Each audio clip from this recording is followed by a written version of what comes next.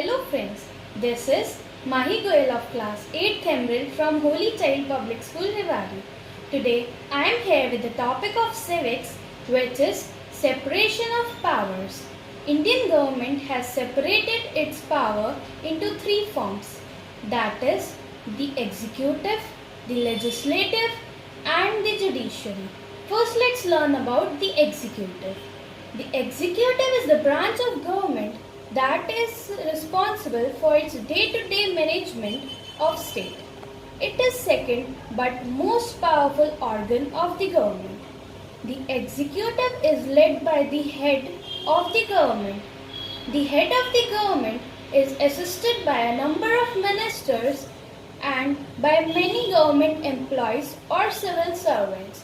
It is the branch of government holding responsibility for the governance of the state. The executive enforces the law as written by the legislature and interpreted by the judiciary. The executive can be the source of certain types of laws such as an executive order. It is that organ which implements the laws. This was all about the executive. Now let's move further to legislature. The legislature is the law-making branch of the government. Their powers may include establishing the government's budget, confirming the executive appointments, ratifying treaties, investigating the executive branch, etc. It is the deliberate body of persons, usually elective, who are empowered to make change. The term legislature means the body which legislates, where the term leg means the law and lature means the place. Legislature means a place for law making. Another term which is used as a synonym of legislature is parliament. This word is derived from a French word parler, which means to talk or to discuss and deliberate. The legislature is that form of government which passes the laws of government. It is the agency which has the responsibility to formulate the will of the state. So, this was about legislature. Now our last form of government is the judiciary. It is the system of courts that interprets and applies laws in legal cases. It is totally managed and administered by the officers of judicial service. As per the Constitution of India, the judicial service in India is the arm of all India services, but due to various reasons, the judges are appointed through the respective state public service commissions.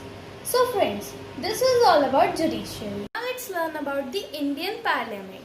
The Indian Parliament is the highest law-making body of the country and is therefore also called as the legislature. The Parliament of India comprises the President, the Lok Sabha and the Rajya Sabha. Elections to the Parliament are held in the same way as those for the state legislature. Today, the Parliament represents a diverse section of population. It has many rural and religious members. The past few years have also witnessed a growth in the MPs from Dalit, backward caste and minority communities. In order to ensure all sections of the society are represented in the Parliament, seats have also been reserved for scheduled caste and scheduled tribes. In an effort to increase women's representation, there have been demands for reservation of seats for women candidates. Do you know why did India choose a parliamentary form of government? Our leaders deliberately choose to have a parliamentary system due to several reasons. They approved of and were influenced by the British parliamentary system. They also felt that as the parliamentary system makes the executive answerable to the legislature, it would ensure power does not get concentrated in the hand of any one individual or group. Now let's have a quick look to adult franchise. Indian nationalist leaders have begun demanding the right to participate in the government since 19th century.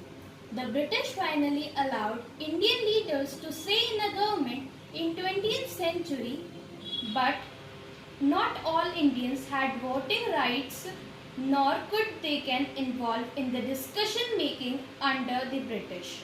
It was only after the independence that the people can freely participate in government. The constitution ensured this by guaranteeing universal adult franchise to Indian citizens.